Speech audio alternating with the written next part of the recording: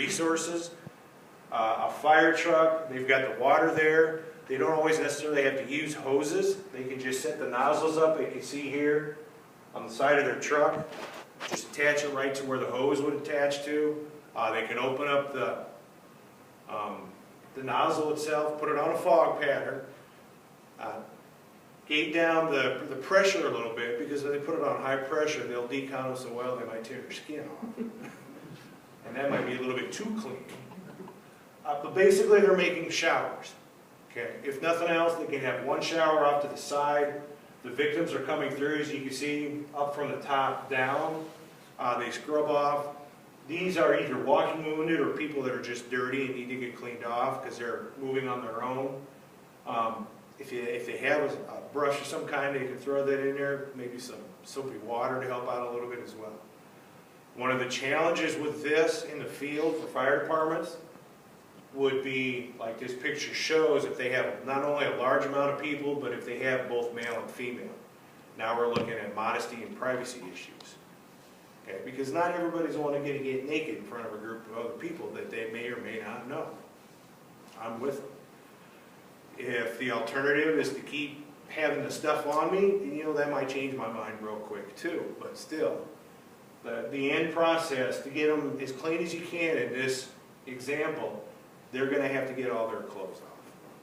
And basically everything's going to have to get thrown away. Clothing, purses, wallets, pretty much everything they have on them, in their pockets, anything is going to get thrown out because there's a chance it's contaminated.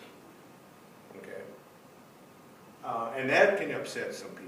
You know, they've got their, you know, in their purses and their wallets, they've got money, driver's license, credit cards, all that fun stuff. Till they get figured out and identified the product they're contaminated with, that's going to have to get all tossed, and they're just going to have to get new ones. You know, I'm sorry, but that's the way it works. Okay, and I'm sure we're going to run into that here too. It's people's belongings. Okay, they've taken this step up. They've got 2 showers going basically with 2 trucks, and then they even have. It's right at the top of the picture that you can't see it. They've got a ladder up there with another nozzle. They're basically walking through 3 shower heads. So they've got 3 times the amount of water to get clean. Okay, so it's just more steps to go through to help them get cleaner. Okay. What are some other disadvantages of a setup like this that you can think of, especially out in the field on a parking lot somewhere or something like that? The weather. The weather, definitely. This time of year it wouldn't be so bad, but in January, doing something like that, yeah, it's going to be a challenge. And those people are going to get cold. And then the fire department's going to need to figure out something for them to get into, not only for weather, but for modesty again, once they get done. You know, maybe it'll be contact the hospital, get a bunch of blankets, or a bunch of extra scrubs, or something that they can get into that's clean. Okay? Or maybe they just herd them into a building that's close until they can get those supplies on hand. Okay? Something like that.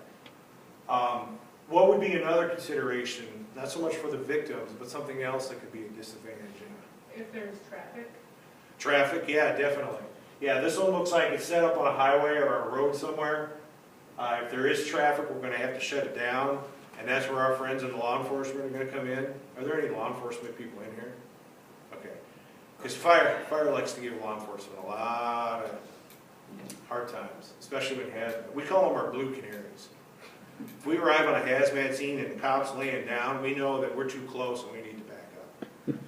If they're standing there smoking a cigarette, then it's okay and it's not flammable. So we're, you know, and they don't really like that, but it's just kind of the give and take that we have with them. Anyway. What about the fluid now that you're rinsing off? It's all going in the highway and everything, and you said Exactly. those